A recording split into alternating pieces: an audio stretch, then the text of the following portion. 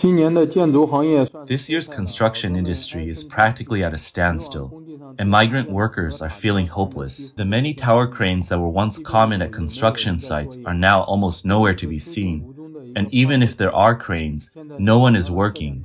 China's real estate industry is frequently experiencing crises, affecting many upstream and downstream industries. The hardest hit are the frontline construction workers, who are not only struggling to find work, but are also forced to return to their hometowns. The situation of migrant workers being owed wages is becoming increasingly severe, with many experiencing violence while demanding their pay. The man in the video is a migrant worker who kneels to demand his wages. People around him persuade him not to kneel, saying that those people are not worth it. The man is emotionally broken and repeatedly shouts, "I want my money." The wage protest happened in Xuchang, Henan, where workers were forced to hold banners in front of the Xuchang municipal government. The Aus China group owes them wages. They chanted slogans, "Give me back my hard-earned money." In Puyang, Henan, the China Construction 5th Engineering Division Corp. Has owed migrant workers 2 years' worth of wages. Workers gathered at the project leader's office to demand their pay.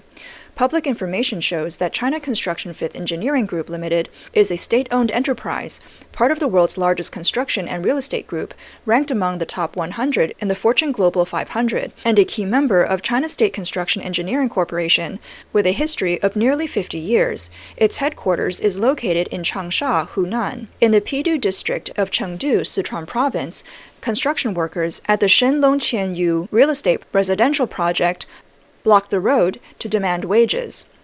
Reports indicate that the workers were suppressed by police, and many were arrested.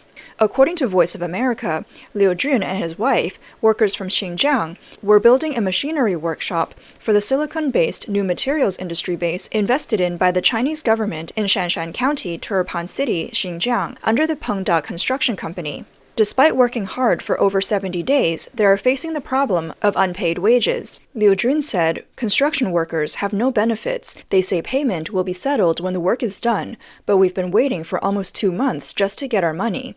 This is the hard-earned money of construction workers, and it should be paid upon job completion.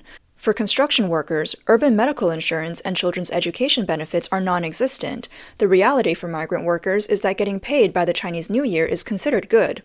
Xu Zhenzhen, a lecturer at the College of Humanities and Social Development at Northwest A&F University in Shanxi, said that wage arrears mostly occur at construction sites of real estate developers. After the pandemic, with houses not selling, many completed construction projects remain unsold. Most real estate developers first take loans from banks and then use the funds from house sales to repay the loans and pay wages. However, due to the poor housing market, there is no capital flowing back to the construction companies, resulting in their reluctance to pay wages in full. The wait-and-see attitude also exacerbates wage arrears. If the housing market remains sluggish this year, developers may be unwilling to pay even if they have the money. Zhang Chao, a construction worker from Zhejiang, said he followed his fellow villager and contractor, Zhu Zhigang, to do construction work at the Olympic Village family compound built by Beijing Urban Construction Group in March and April of 2020. There were more than 3,000 migrant workers like him at the site.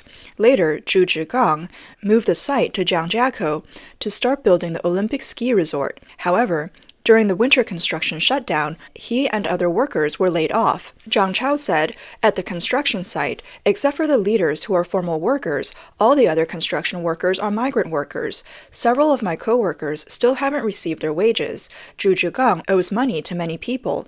As construction workers, our status is very low, and we've never enjoyed any welfare benefits.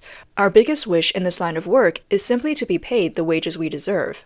According to China Labor Bulletin, based in Hong Kong, there have been 1,725 labor protests in the mainland over the past 6 months. Of these, 386 occurred in Guangdong Province, the highest of all the provinces. In addition, finding work has become a significant issue for Chinese migrant workers. Chinese media recently published an article focusing on the state of migrant workers in Zhengzhou. The report highlights a man named Zhang, who waits for temporary work opportunities at the largest labor market in Zhengzhou, Henan. Zhang gets up before 4 a.m. to rush to the Liuwan labor market to avoid missing any work opportunities. Zhang has gone to the Liuwan labor market for over 10 years. He said that compared to the boom years of the real estate market, the number of people this year is relatively low. In previous years, during the peak hiring period in the construction industry, more than 20,000 migrant workers could find work here daily. Zhang stood all day but didn't find any work. He asked an old friend, named Li, if he could take him to the construction site the next day. Unfortunately, Li said that even though his daily wage was only 130 yuan, the site was not willing to take on more people. In past years, he would have never accepted such a low wage, but this year, even 130 yuan is hard to earn. Moreover, the site only wants workers under 60 years old. If someone is over 60, they are only willing to pay 80 to 100 yuan a day, and if they don't want to work for that, they can leave. Zhang revealed that Li wasn't exaggerating this time. In the past, skilled workers like rebar workers, welders, and carpenters could earn 350 yuan a day. Now, the wages for the same skilled workers have dropped to 180 yuan per day. Zhang said that he had been in Zhengzhou for over 20 years, relying on construction work. He found a wife, had children, and hoped to provide a better life for them. But now, he finds it difficult to support even himself. He only has 87 yuan and 12 cents left. "This is all the money I have," he said. "If I can't find work tomorrow, I won't be able to eat." Many migrant workers are in a similar predicament. Some have revealed that they can't find any work and have spent all their savings, in stark contrast to the booming real estate era. Since the 1980s, nearly 300 migrant workers have flocked to major cities, hoping to secure a livelihood among the emerging middle class. These young men and women from rural areas have flooded into factories and construction sites in China's coastal cities, mostly engaging in low-paying jobs. Due to the household registration system, migrant workers and their children have long been deprived of educational and social welfare opportunities in the cities. As one of the industries that employ the most migrant workers, China's construction sector has provided jobs to tens of millions of workers over the past 2 decades, thanks to the real estate and infrastructure boom. However, the golden age of China's real estate industry abruptly ended between 2020 and 2021, with the decline of the real estate market, even formerly high-sales real estate companies are now struggling to survive. Recently, CRIC, China Real Estate Information Corp., the largest real estate information and consulting service organization in China, published data on the sales amounts of China's top 100 real estate companies. In April 2024, the top 100 real estate companies achieved a sales of 312 billion yuan, a month-on-month decrease of 12.9% and a year-on-year decrease of 44.9%, with monthly performance still at historically low levels. Cumulatively, the top 100 real estate companies achieved sales of 1 trillion yuan from January to April, a year-on-year decrease of 46.8%, with the rate of decline narrowing by 0.7 percentage points. CRIC expects the sales of the top 100 real estate companies in May to be on par with or slightly lower than in April. Considering the high base in the same period in 2023, the sales performance of the top 100 real estate companies in May is expected to continue to decline year on year. To revive the persistently sluggish real estate market, Beijing authorities have introduced a series of new measures over the past year.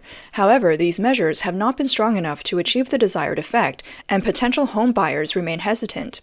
Hangzhou, the capital of Zhejiang province, with a population of 12.5 million, is known for its historic significance as China's Silicon Valley, home to tech giants like Alibaba and NetEase. It attracts a large number of tech talents from across China, making it one of the more affluent cities in the country. However, according to a survey by CRIC, the sale of new homes in Hangzhou in April this year was only 310,000 square meters, a year-on-year plunge of 75%. To stimulate the housing market, on May 9th, Hangzhou issued a notice to optimize and adjust the real estate market regulation policy, completely lifting restrictions on housing purchases within the city. People can now buy homes anywhere in Hangzhou without having their purchase qualifications reviewed, and non-local residents who obtain legal property rights can apply for household registration. Xi'an, the capital of Shanxi province with a population of 13 million, also announced the cancellation of housing purchase restrictions.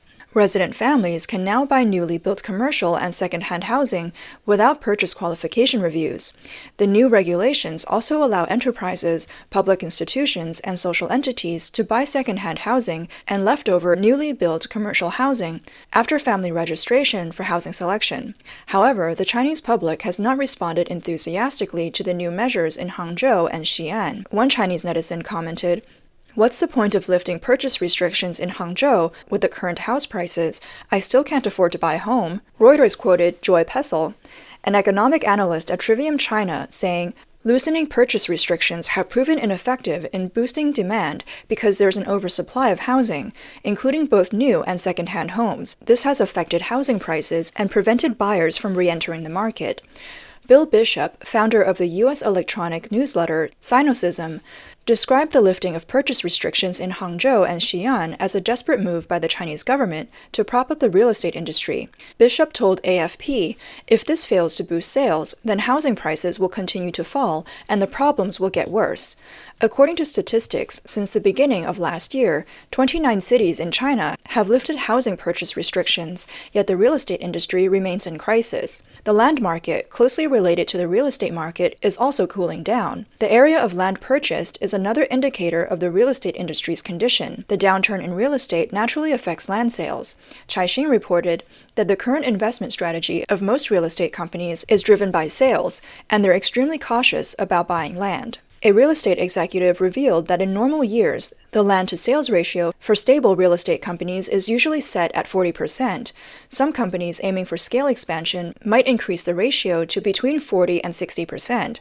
However, very few real estate companies are currently showing such strong land purchasing capabilities. Everbright Securities tracked 10 currently operational real estate companies, including China Poly Group Corporation, Vanke A, China Merchant Shekou Industrial Zone Holdings, Gemdale Corporation, Xizhen Group, Binjiang Real Estate Group, Yueshou Property, Longfor Group, China Overseas Development, and China Overseas Grand Oceans Group. According to a report released on April 23rd, these 10 companies collectively spent 35.5 billion yuan on land acquisitions the first quarter of 2024, a year-on-year decrease of 49.4%. The overall land-to-sales ratio was only 10.8%, down 1.2 percentage points year-on-year. The real estate industry's crisis has driven millions of migrant workers out of the construction industry. On May 1st, the National Bureau of Statistics of China released the 2023 Migrant Workers Monitoring Report, showing that the total number of migrant workers nationwide in 2023 was 297 million, an increase of 1.9 million or 0.6% over the previous year. Among them, local migrant workers numbered 120 million, a decrease of 2.8 million or 2.2% from the previous year, while the number of migrant workers who traveled out of their home regions was 177 million, an increase of 4.8 million or 2.7%. At the end of the year, the 128 million migrant workers lived in urban areas. However, among the migrant workers who traveled out, 67.5 million moved across provinces, down from 41.1% the previous year to 38.2%. While the number of migrant workers who traveled out of their home regions increased by 4.7 million compared to the previous year, the number of cross-provincial migrant workers decreased by 3.1 million. The latest statistics also show a return of migrant workers to the central and western regions. In 2023, the number of migrant workers employed in the eastern region was 152.7 billion, a decrease of 1.7 million or 1.1% from the previous year. The central region saw almost 70 million, an increase of 2.1 million or 3.1%. The western region had 65.5 million, an increase of 1.2 million or 1.8%. The northeastern region had 8.7 million, an increase of 290,000 or 3.4%. The report looked at the types of industries migrant workers were engaged in. It shows that in 2023, 53.8% of migrant workers were employed in the tertiary sector, including wholesale and retail, accommodation, and catering, an increase of 2.1 percentage points from the previous year. In contrast, 45.5% were employed in the secondary sector, which includes manufacturing and construction, a decrease of 2.3 percentage points. Specifically, the proportion of migrant workers in the construction industry fell from 17.7% the previous year to 15.4%, a decrease of 2.3 percentage points, the largest drop among all industries. This implies that 6.5 million fewer migrant workers were engaged in the construction industry in 2023, doubling the decline of approximately 3.25 million in 2022 and marking the largest annual reduction in the past 5 years. From 2014 to 2023, more than 15 million people have left the construction industry. Political analyst Wang He states that China's real estate-driven economy is an abnormal development, holding the country's economic growth, local government revenues, bank loans, and residents' properties hostage. Wang believes that migrant workers, as part of this system, are severely affected by this trend. Their lives are extremely difficult. Currently, China's manufacturing development is not absorbing migrant workers, but rather excluding them, meaning the issue of migrant worker unemployment cannot be resolved by the Chinese government. Moreover, without Social Security, migrant workers typically do not have unemployment benefits and might have to work until they can no longer physically manage it. Some elderly migrant workers, even in their 90s, continue to work on farms.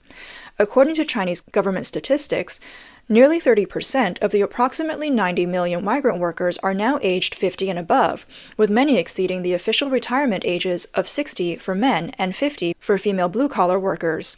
China's latest migrant worker population survey shows that currently only less than a quarter of migrant workers have pension or medical insurance. For many years, migrant workers have been the hidden backbone of China's economic rise. They leave their rural homes for big cities to earn a living and send money back home. Despite working long hours, living in crowded dormitories, and seldom seeing their families, their contributions are significant. They have played a crucial role in building China's skyscrapers, highways, and high-speed railways, earning meager wages. However, some high-ranking officials have insultingly called them the low-end population. Now the situation is becoming increasingly difficult, and finding jobs is getting harder. With about 300 million migrant workers in China, they have almost no safety net to fall back on.